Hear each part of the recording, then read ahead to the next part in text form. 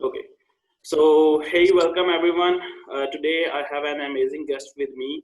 And by the way, my name is Raja and I'm the host of this show. I'm also the CEO of eCommerce.com. The guest today is going to join me right now is one of the bestest company of Amazon. Like whenever a client come to me, they say like, hey Raja, what do you suggest? What kind of tool we need to use? And I have just one single word, and that is called Helium 10. And today I have the brand ambassador of Helium 10. Hey Karen, how are you? Welcome to the show. Hi, Raja. I'm doing amazing. Thanks so much for having me on your awesome show. I'm so happy to be here. It's really honor you come to the show. And just for the listener, the content of this show is actually consist on the three main parts. Number one, we are going to talk about Karen and her initial life till Helium 10, and some suggestions and questions from the Amazon sellers point of view. They actually send that to me for the Helium 10, and what are the future plans of Helium, like what they're gonna do and how they are looking for the Amazon in the coming years. So very first question is that Karen, tell us something about your initial life, your schooling and stuff like that, until how you get into the Amazon and Helium 10. If you cover the maximum stuff, that will be awesome. Yeah, great question, Raja. So I've always wanted to be an entrepreneur. And I don't know where that came from. I mean, my dad, he was in business growing up, and I think I thought he was so cool. And so I got a degree in business just like him. And I wanted to do something as an entrepreneur, but I didn't know how to get started. At the time, all I knew was open a franchise or have like a really innovative product or, work your way up the corporate chain to like eventually be a CEO or something. So that's basically the three options I thought I had. And so after college, I basically, had some random jobs. I did some marketing for a clothing company. I had one random job where I sold insurance. Just tried different things, um, and then I got married and had a child, and I wanted to do something from home so I could be with her. And so I looked into different things. I had a small little customer service agency where I basically did I was the customer service manager for it was like a dirt bike company in Canada, super random, but yeah, it kind of exposed me to the opportunities of what you can do from home, basically helping, companies virtually around the world. So I did that for a few years. I also had some other marketing projects that I did. And then my husband at the time, actually, I'm divorced now, but when I was still married, he came across a course called Amazing Selling Machine on, this Amazon opportunity. And it was a pivotal moment because, he had tried different things. He had tried,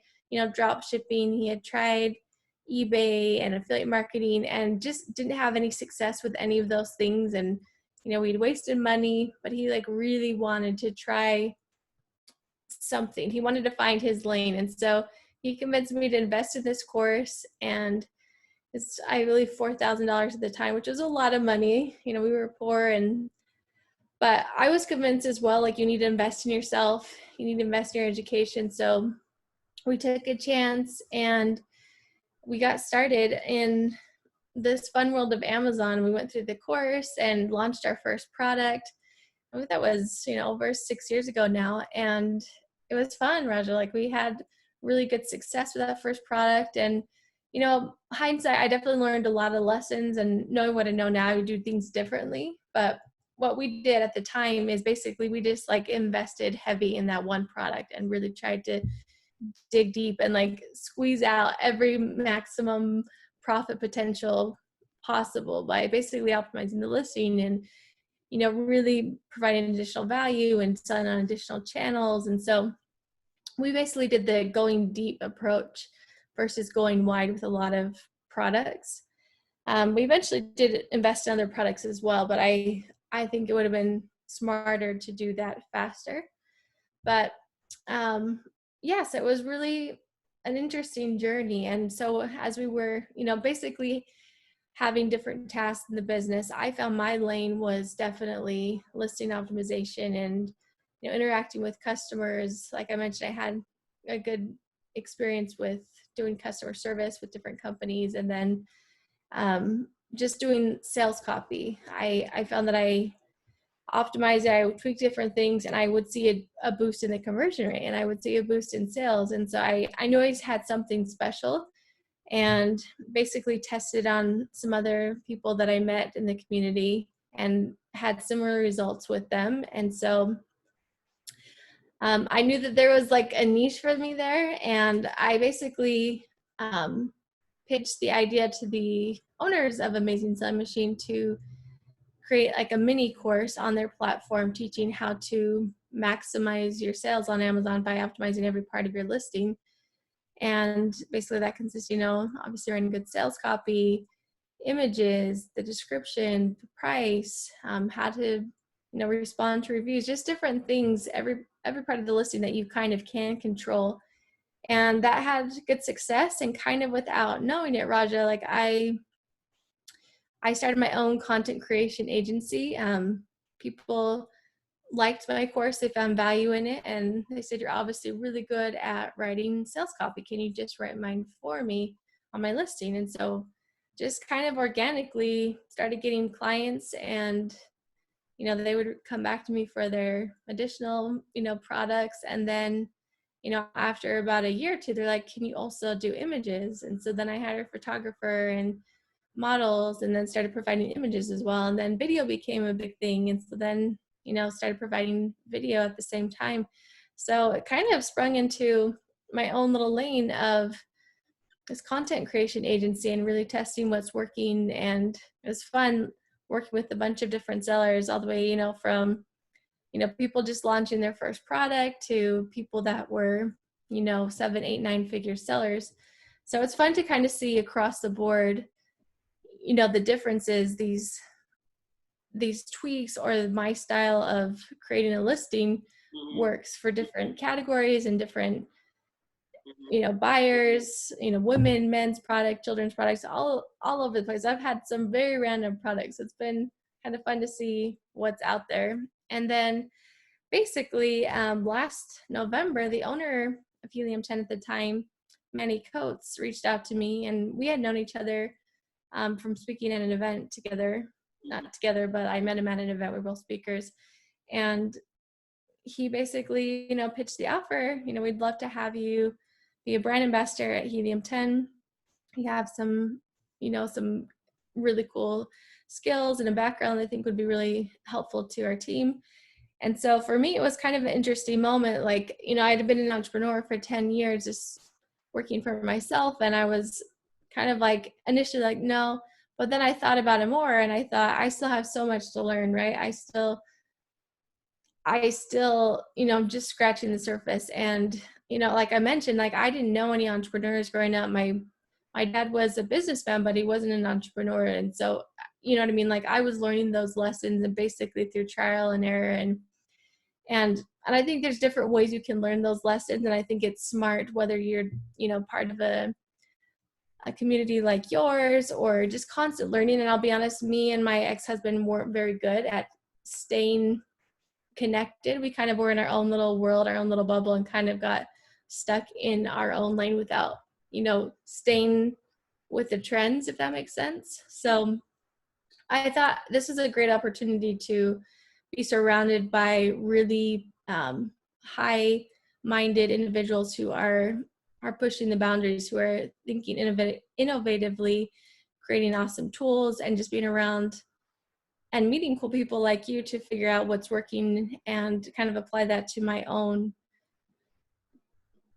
path. So I thought it was really smart, and basically, decided to go for it. And so I started with Helium 10 about 6 months ago, and I'm so happy I did. Like I had no idea I would love, you know what I mean? It's still a very, I work from home. It's still a very autonomous job, but it's been amazing. Like I have learned a ton. I love having the sense of community, people to work with, and not feeling so isolated. And I think it's been so good to stay more connected and know what's working. And and rub shoulders with some people that I really admire and learn from. So yeah, that's kind of my story. That's really awesome, Karen, and also inspiring as well. So my next question is like any three tips for the new Amazon sellers. Like, what do you suggest? What are the most three important factors or the tricks or the tips you wanted to give when a new beginner of Amazon who just wanted to came into the field and wanted to be successful? What are your three tips for them? Excellent question. I think about that a lot when I, kind of look back at my journey and think, what did I do well and what would I do differently? And I think the biggest thing is cash flow. Mm-hmm. Me and my ex-husband got so excited. Like I mentioned, we were poor. And so when we started seeing money come in, it was like a really big deal. Our first $5,000, my ex-husband basically just like, woo, I'm quitting my job. Mm-hmm. This is it. You know what I mean? I'm going to work from home. I'm going to just have this awesome, And when rock you star have a lot lifestyle. of when you have a lot of sales, but all the sales are in documents, but not in the like cash at bank, but not Exactly. cash in hand. So that is one of the most Yeah. difficult. Whenever you Google like what are the top 10 problems of Amazon, then Google also give the very first and the top problem like most of the sellers are facing, that is cash flow. So that is an awesome suggestion. Yeah, go ahead, go ahead. Wow, I love that you brought that up because yeah, it's easy if you haven't seen money before and you don't understand. Like, you're right, it's not just all profit in your pocket and you're just, you know what I mean? Like, it's definitely something you have to reinvest in. You have to be strategic of when you take money out. And so not knowing that, it really slowed the growth. You know what I mean? We would basically go through this process of we'd ramp up sales, we'd take on debt to buy more inventory, and then we'd pay off the debt, and then we would, you know what I mean? Like, kind of this vicious cycle of not spending our cash wisely and not, knowing how to basically get like the best tax advantages and what to invest in. So I think that is something that's so important to think about. Like, for me, hindsight, I wish, my ex-husband really did not want to be an employee, which I respect that. But like, for me, I actually like it. I wish I would have had a like more stable job, and that way we would have like consistent cash so that we could really invest in the business and like grow it and just like be patient, you know what I mean, for 2 or 3 years before we took money out. And then then we can like sustainably take money out or sell it for, a good 7-figure payout. And then, you know what I mean? Then you actually have the cash in the bank to work with. So that's one thing I would have done differently for sure. And then along those lines, I think it's easy to chase the shiny bullets. And, there's a lot of different offers out there. A lot of people saying they have the magic solution to, get you the bestseller badge, or they have this incredible new course or whatever. And we were definitely the poster child to fall into the trap of buy every single course out there, buy all these random things, which they're not bad. But when you have 50 different courses, literally, we didn't touch hardly anything. So it's literally it was just wasting money, throwing money, thinking we're going to need this someday. We're investing in this knowledge.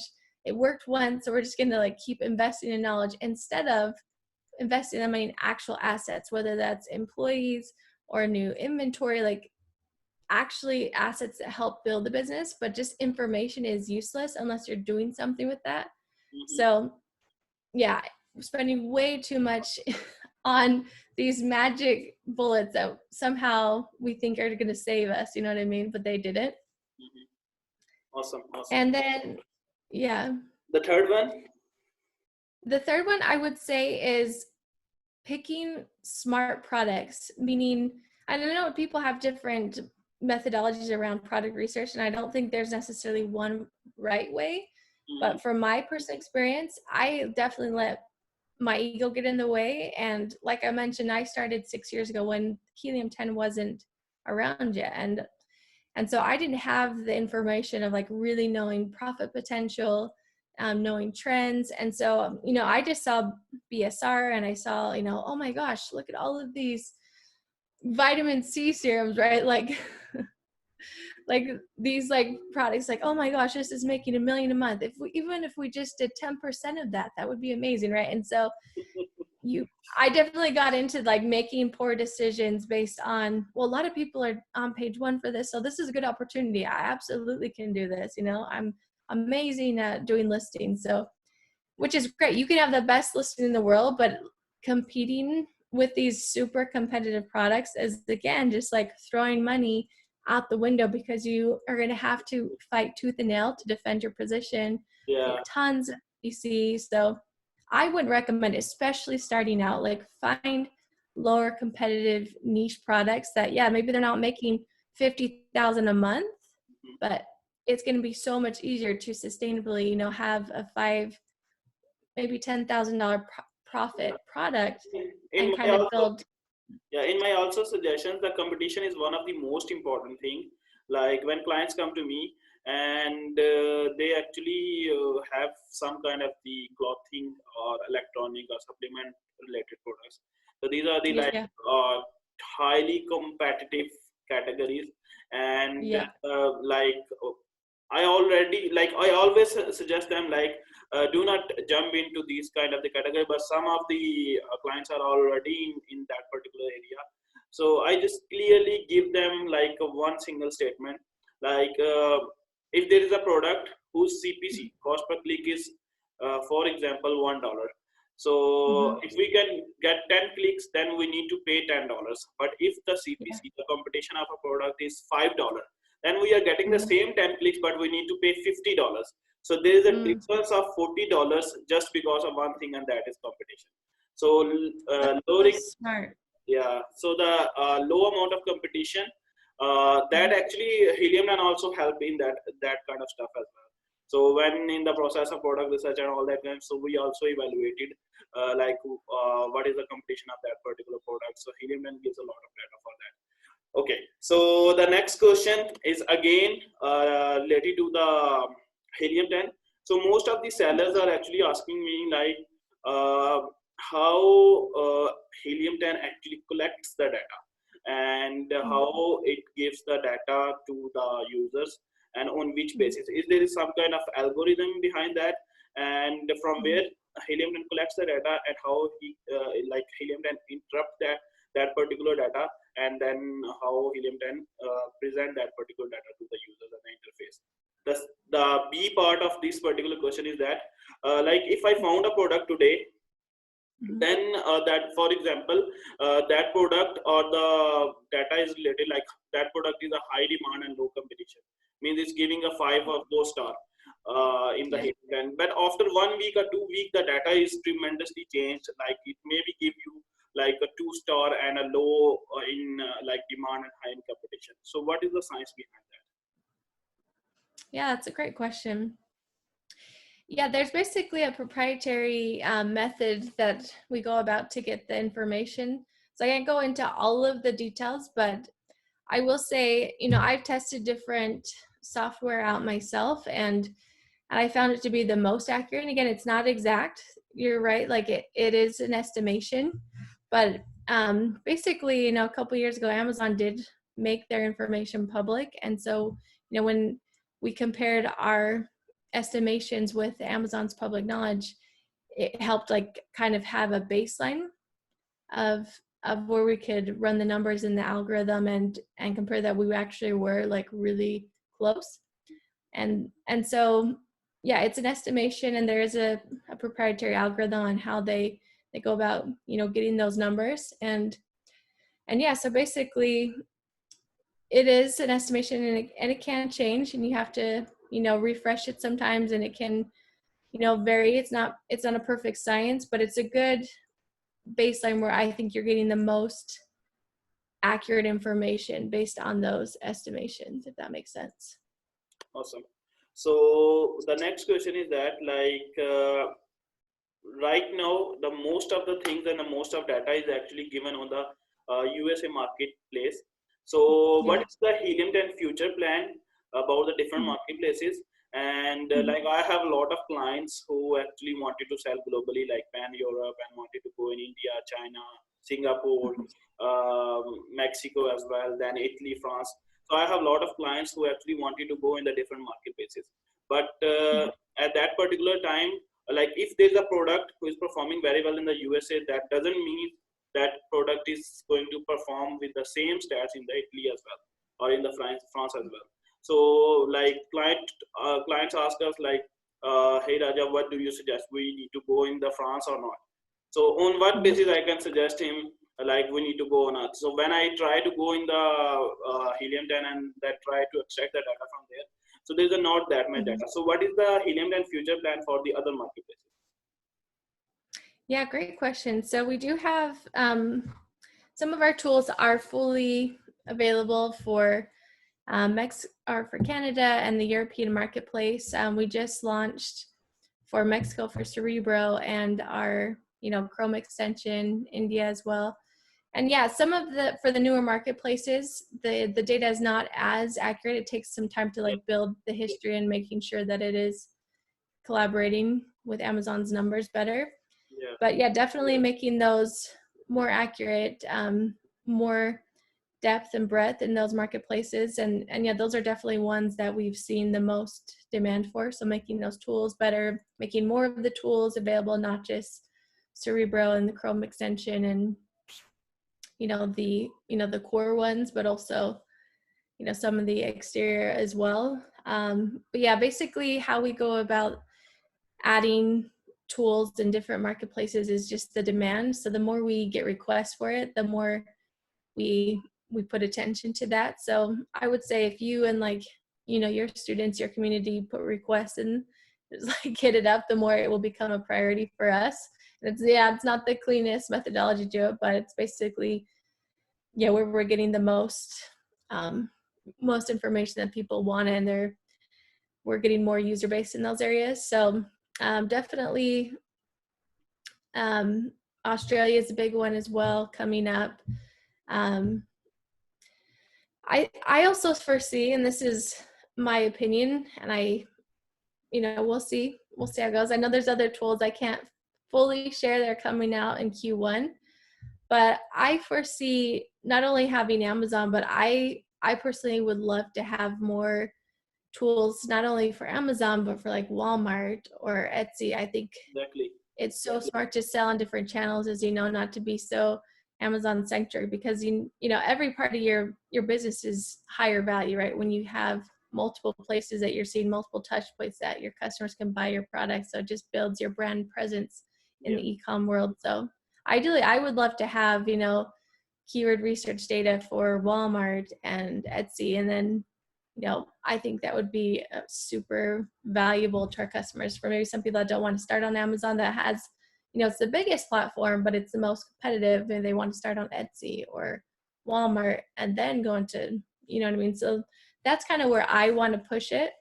hmm, But yeah, definitely we'll keep expanding to different markets on Amazon as well. But I would love to see, different channels. awesome, awesome. So also I want you to become the advocate of us as well, and try to send a request like if Helium 10 can add more and more marketplaces, that will be really awesome for us. Okay. Yes, definitely. Please keep in touch with me on that. Sure, sure. So I have already like I have a lot of questions, and maybe I wanted to have another session with you very soon. Yes, So right please. now the most of the time is completed, but the last question is that is related to the agencies. Like I'm also the owner of an agency, so there are some data. Like for example, I wanted to calculate like is that particular account is in profit or not. So Mhm. Helium 10 only allows just to get it like emerge with one account only. So as an agency, I have like 20, 30 or 40 clients account. So is there is any kind of option, or in the coming future, Helium 10 is going to give to the agency owners as well. Like we can connect our maximum number of accounts in under one subscription. That's a great question. And I will say in the past, it was definitely no, like you had to buy, 40 different subscriptions to Helium 10, but I am seeing that we are doing more custom packages. I would love to connect you more with some of our sales teams, because they are doing custom, basically building out Mhm. subscriptions to what you need. So if you need for 40 different accounts or Yeah. logins or whatever, then we can kind of build a custom plan for you. And so I think that's awesome, Raja. Let's definitely talk more about that, because we'd love to service you better, what you need. Sure, sure. So that's all for today, and hopefully we will have another session very soon. And then we will, like, Yeah. I have a lot of questions, like nearly 100 of questions Wow. regarding the Helium 10, and most of the sellers, like most of the questions I actually have written by myself, because I face a lot of things because I use Helium 10 on a daily basis, and so that's why I have a lot of questions, but I will definitely ask that particular question in our coming sessions with you and with other Helium 10 brand ambassadors as well. And at the last, it's really honor you come to the show, and thank you so much for being here. And it's a really pleasure and honor. Oh, thank you so much, Raj. It was an honor for me. I really am impressed with your knowledge and your great questions. So yes, please have me on if you have time in the future. It was really fun for me. Sure, sure. Bye for now. Bye.